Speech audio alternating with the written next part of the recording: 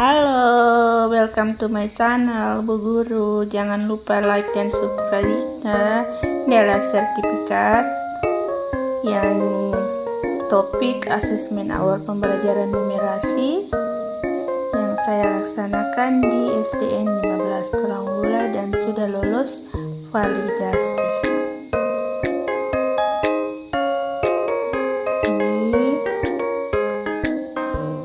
Nyata topik asesmen awal pembelajaran numerasi.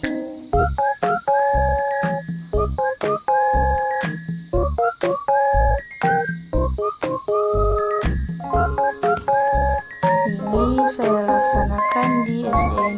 Pelaksanaan asesmen awal pembelajaran numerasi di kelas awal adaptasi ECMA, Early Grade Mathematics Assessment.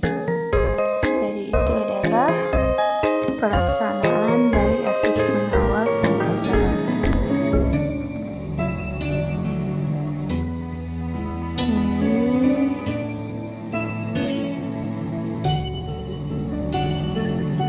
Dia adaptasi ECMA, Early Grade Mathematics Assessment. Sebuah pembelajaran agar efektif perlu dilaksanakan sesuai tingkat kemampuan dan kebutuhan belajar peserta didik. Namun demikian, mungkin tidak semua guru telah memahami bagaimana cara melakukan pemetaan kemampuan belajar peserta didik dengan baik, khususnya di bidang numerasi. Bagaimana cara mengembangkan rencana pembelajaran yang sesuai.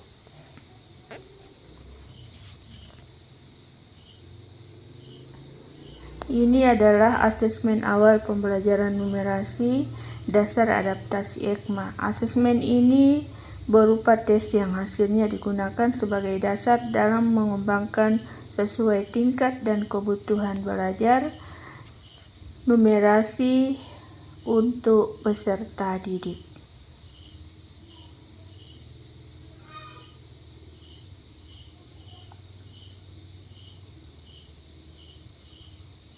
Nah, Bapak Ibu, inilah yang harus kita lakukan untuk asesmen awal pembelajaran. Ini adalah instrumen asesmen numerasi. Ada pelaksanaan asesmen, ada lembar penilaian siswa, dan ada booklet soal. Ini adalah soal-soal yang kita berikan kepada siswa untuk asesmen numerasi.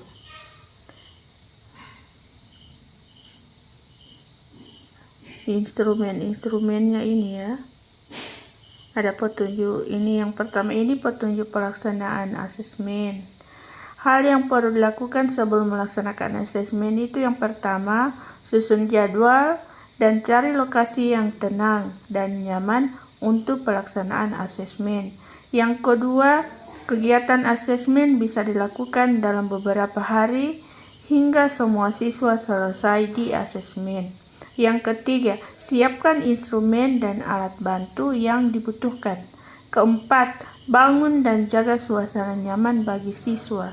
Kelima, beritahu siswa bahwa akan melakukan permainan yang menyenangkan. Keenam, tugas 1, menghitung benda konkret hingga 10. Langkah-langkah tugas itu tujuannya untuk mengetahui kemampuan siswa menghitung benda hingga 10 dengan tepat. Ini bilangan pada buket soal dengan urut. Baru meminta siswa menunjukkan jumlah benda konkretnya dengan alat peraga yang sudah disiapkan. Kemudian catat penilaian pada lembar penilaian siswa. Itu yang dilakukan untuk tugas 1, menghitung benda konkret sampai 10. Tugas 2 itu identifikasi. Tujuannya untuk mengetahui bilangan yang dikenal siswa. Langkah-langkah tugas pertama, menyebutkan bilangan pola buket soal dari baris pertama sampai baris berikutnya. Kedua, jika siswa salah menyebutkan 3 bilangan di baris pertama, hentikan asesmen dan lanjut ke tugas 3. Jadi itu. Kalau sudah 3 salah, kita langsung lanjut ke tugas berikut, yakni tugas 3. Ini adalah tugas 3, membandingkan bilangan. Tujuannya untuk mengetahui kemampuan siswa dalam membandingkan bilangan. Langkah-langkah tugas 3 itu pertama, membandingkan bilangan lebih besar dari 2 bilangan. Kedua, minta siswa menyebutkan bilangan yang lebih besar. Ini ada soal di samping. Ada 7 dan 4 dan sebagainya. Itu hanya contoh ya, yang di samping ini. Kita bisa tambahkan dengan soal-soal yang lain sesuai dengan kreativitas guru. Tugas 4, mengurutkan bilangan dan pola bilangan. Itu tujuannya untuk mengetahui kemampuan siswa dalam mengenal pola bilangan. Yang pertama, siswa memahami hitung maju, hitung mundur, dan lompat. Kedua, siswa cukup menjawab secara verbal. Ketiga, tunjuk dan sebutkan bilangan di setiap baris pada soal buket siswa. Keempat, minta siswa sebutkan jawaban. Ini tugas 5 dan 6, melakukan penjumlahan dan pengurangan bilangan di bawah 20. Tujuannya untuk menilai kemampuan siswa dalam melakukan penjumlahan dan pengurangan bilangan di bawah 20. Langkah-langkahnya, pertama, kerjakan soal yang ada pada buket siswa satu persatu. Kedua, siswa dapat menggunakan kertas atau jari untuk membantu berhitung. Jadi Bapak dan Ibu guru hebat bisa menggunakan jari atau batu atau deka-deka sebagai alat bantu untuk berhitung, apalagi kalau untuk siswa kelas 1. Tugas 7, mengenal nilai tempat. Itu tujuannya untuk menilai kemampuan siswa dalam mengenal nilai tempat pada bilangan. Langkah-langkahnya itu mengenali bilangan satuan, puluhan, dan ratusan dalam sebuah bilangan. Kedua, menilai kemampuan siswa mengenali satuan dan puluhan melalui gambar atau secara visual. Ketiga, menunjukkan rangkaian bingkai 10 pada soal. Yang keempat, tanyakan pada siswa ada berapa puluhan dan satuan. Tugas 8, memahami soal cerita. Tujuannya untuk menilai kemampuan siswa dalam memahami soal cerita pada penerapan konsep penjumlahan dan pengurangan.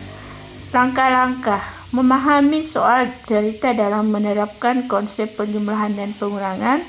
Bacakan soal satu persatu. Ketiga, siswa juga dapat membaca sendiri soal.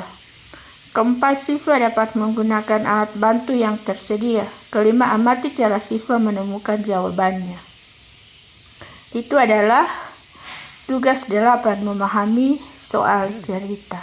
Tugas 9 dan 10 itu penjumlahan dan pengurangan lebih dari 20. Tujuannya untuk menilai kemampuan siswa dalam memahami soal penjumlahan dan pengurangan lebih dari 20. Langkah-langkah 1, melakukan penjumlahan dan pengurangan bilangan hasil bilangan lebih dari 20.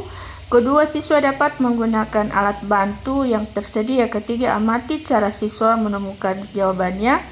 Keempat, lanjutkan ke soal berikutnya apabila dalam 10 menit siswa tidak menemukan apa-apa. Kelima, akhiri asesmen. Hasil penilaian ini adalah hasil penilaian atau daftar nilai dari semua siswa yang kita laksanakan di kelas.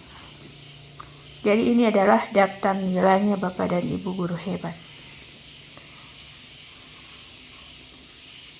Hasil penilaian dari tugas 1 sampai dengan tugas 10. Jadi di sini adalah rekap nilainya Bapak dan Ibu guru hebat. Rekapan hasil penilaiannya ini.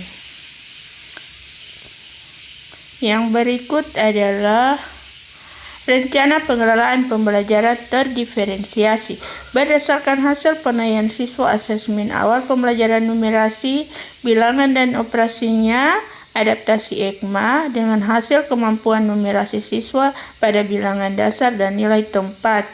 Itu kurang lebih kecil sama dengan 20 sejumlah 15 siswa. Soal cerita ada 3 siswa dan penjumlahan dan pengurangan kurang lebih besar sama dengan 20 berjumlah 2 siswa. Maka direncanakan pembelajaran secara diferensiasi agar siswa yang masih belum memahami itu dapat mengerjakan kembali tugas-tugas. Ini umpan balik dari guru. Ibu Lisnawati Sembaga itu guru kelas 3, pelaksanaan kegiatan pendampingan dari aspek proses dan konten pelaksanaan asesmen berjalan dengan baik, membawa dampak yang bagus demi pembelajaran numerasi yang lancar.